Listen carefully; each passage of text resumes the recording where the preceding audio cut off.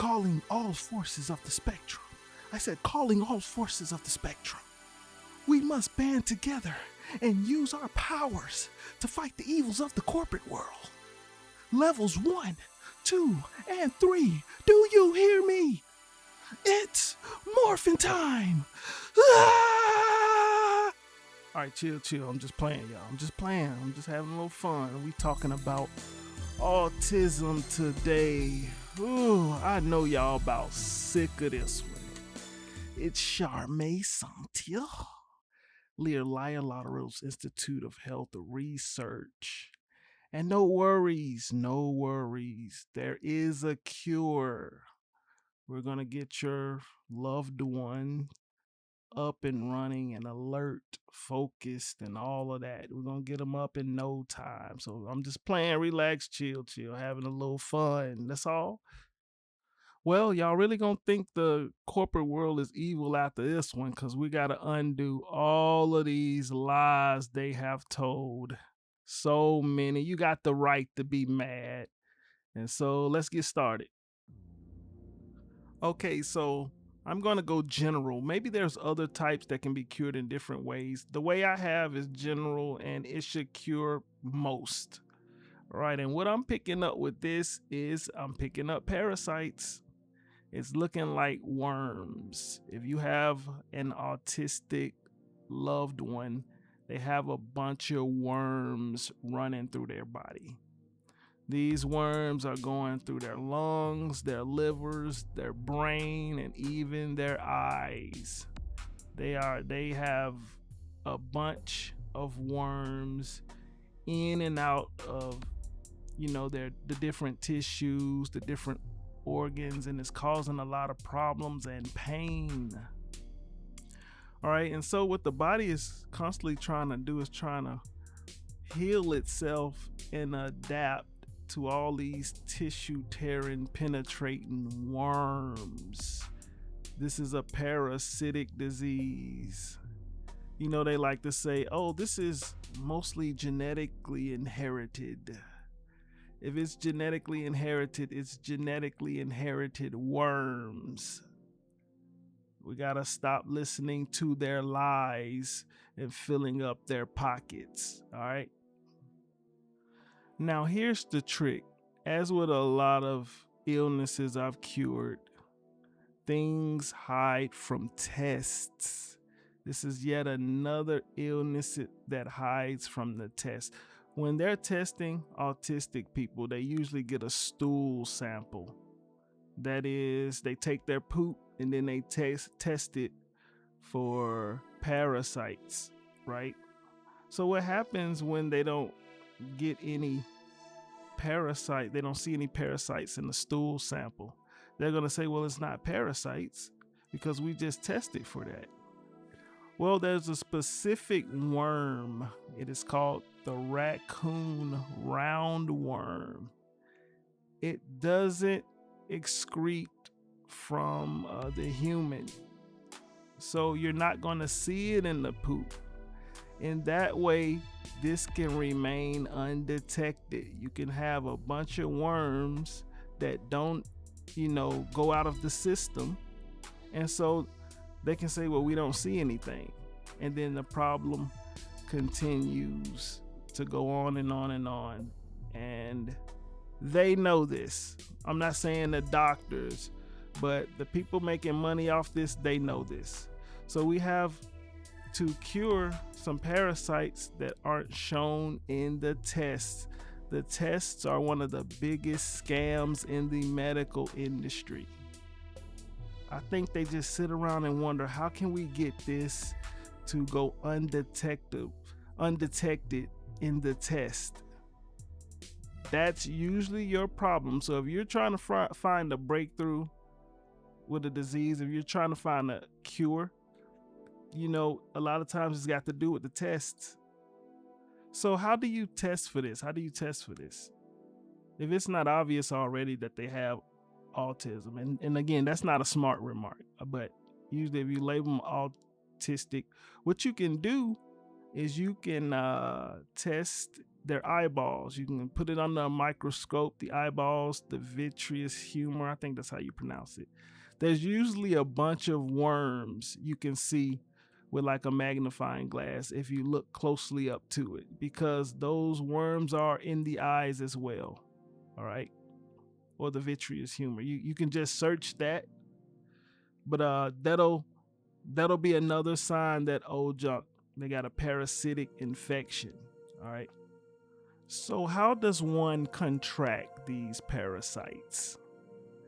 This usually comes from ingesting feces, poop from animals. So, you have to watch certain pets. You have to watch, look, I know they say go outside and touch grass. You have to watch the grass, the soil. That's probably the most common way. The ground, the grass, the soil, the beach. The beach is full of feces. Both animals and humans is full of feces. If I can get it out. You gotta watch a bunch of animal poop, especially the raccoons. You don't want the raccoon roundworm. Those parasites somehow, if children especially, they eat off the ground. A lot of people eat off the ground. They eat off things that's contaminated. A lot of animals are pooping and you're getting full of parasites. Maybe there's a way you're ingesting it you don't even know.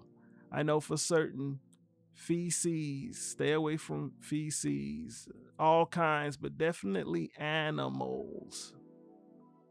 All right, let's go on and cure this thing, because that's what we're here for. Before I go on any further, and my favorite medicine in the world, penicillin G. You can go a high dosage, 24 million units. This kills so many things. You're going to hear me say this a lot. I know you've probably already heard me say it. You can split it up between 8 hours, 8 million, not 8 hours. Wait, it's 8 hours, 8 million units every 8 hours. That should give you 3 dosages a day for 24 million. You hear me say that a lot. That's a common one. You can adjust it to the way you see fit, but I go high dosage. Now, I don't want to just depend on penicillin G. Say you don't use that one. I know another way you can get rid of it. All right. With the penicillin G, I like to go 2 weeks, but you can adjust that if you want to go longer or until healed. You can experiment with that. Now, the other medicine that you're going to hear about is benznidazole. You can take a high dose. You got to go high dosage with that. I want to say, it depends on your weight. 200 milligrams twice a day for like 60 days. You can adjust as needed. Either way, it's going to get rid of those worms and your loved ones will heal. So penicillin G or benznidazole. Y'all, I'm trying to get better with these names, all right? I've been wondering, do they overcomplicate these names on purpose?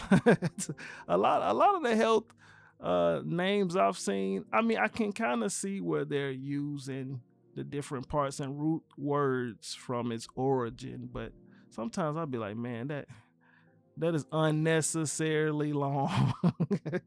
But yeah, those are the two. It will flush those worms out. All right. It's a worm problem. Make no mistake. Okay, so while you're getting rid of the worms, what else you got to do?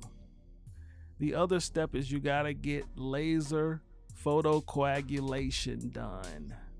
That's basically lasering the eyes, laser photocoagulation. And what that's going to do, the laser is going to patch up those leaking blood vessels in the eyes that the worms damaged, and it's going to destroy a lot of that bad tissue that's in there. It's going to fix a lot of problems, among other things. It's going to fix a lot of problems with the eyes that the parasites was just up there wreaking havoc with. I'm sure that's the cause of why, they say, oh, this person has autistic eyes. That's probably the reason. Autistic eyes are full of worms, and they're wreaking havoc in the eyeball. So that should fix the eyes. So you have the penicillin G or the benznidazole. I'm not saying take both of them. Take either or. You have those to flush out the worms, get rid of them. And you got the laser photocoagulation to fix the autistic eyes. That's it. That's it right there. That gets rid of autism. Again, they make you focus on something. They try to point you to a cause when the cause is completely something else, which is worms. It's a worm problem. I don't want to tell you to stay off the beach. I know people, you want your kids to go outside. It's a lot of feces, and somehow they're ingesting it. So you gotta be wary of that. Listen, autism kills. Autism is a killer. So you want to get your loved ones help as fast as possible. And in my theory, that is the cure. That should get rid of it. That should get rid of the worms they're trying to hide from you. Those days are over. Now, this is all theoretical, but they have different types of autism. They got the whole spectrum, right, and the levels. I mean, would I be wrong to assume that with these parasites digging in and out, especially of the brain, maybe they're just digging and eating in parts of the brain, and that's the part that's affected by it. So whatever autism you may have can be dependent on where the worms are digging the most in your brain. I don't know. My brain tends to wander off and think stuff like that. Maybe not. I don't know. All right, let's do a recap. Stay off the dirt, sand, and ground. Stay away from it. Put in extra effort of keeping away from animal feces. You really got to watch your children because they're eating stuff you're not looking, and they're ingesting a lot of poop. So watch out for animal feces and what you ingest. You really got to watch out for that. That can cause autism. All right. The tests usually come back negative. The stool samples, they may not have any parasites in them. If they're doing lung biopsies, the biopsies usually come back negative. Don't let that be where you stop. One of the greatest ways to test is the vitreous humor, if I'm pronouncing that right. Basically, the water in the eyes or the eyeballs, they're usually full of worms. Sometimes when you just be staring off in the distance and you see those little things in your eyes, I don't know how I can explain it. Those little curly things, I think they call them eye floaters. A lot of times, those eye floaters could be worms, just being real. I know they got explanations for what the eye floaters are, but they lie so much, they just might be worms, all right? So watch out for that. So with the antibiotics or the parasitic, anti-parasitic medication, we're going penicillin G, 24 million units a day, every 8 hours, 8 million units that can be adjusted. That should wipe the parasites, 2 weeks, give or take. Sometimes I think when they say, hey, antibiotics, you can't take them for too long because they kill the good bacteria. I think they be discouraging you away from the cure. I mean, I don't believe anything they say now. I'm just saying. So I wouldn't be too afraid to go high dosage like that. If not that, use the benznidazole, 200 milligrams, about 60 days, give or take. It goes by your weight, I think. Just go high dosage with it. Get rid of those worms. That's what you want to do. You want to kill the worms. Then get the laser in your eyes, laser photocoagulation, patch up everything wrong with the eye, the blood vessels, get that taken care of, all right? They should heal up just fine. LIHR, magnifying glass for the eyes. Remember that. I don't want people to forget that. They'll check it right. Before I go, I was talking about misdiagnoses, and when I was looking at autism and searching and decoding, it's looking like a misdiagnosis of Baylisascaris. Wait, I think that's Baylisascaris. I think that's it. So when I look up what I just explained, it looks like that. The worm infection. So they may have just looked at that and said, hey, let's call it something else, and say we don't know how to cure it. That's gotta be what happened. So if you want a better understanding of what I explained, look up Baylisascaris. That's what I think the real form of autism is. And then you'll know how to get rid of it. So I'm going to leave it there. LIHR, Lottoriddles Institute of Health Research.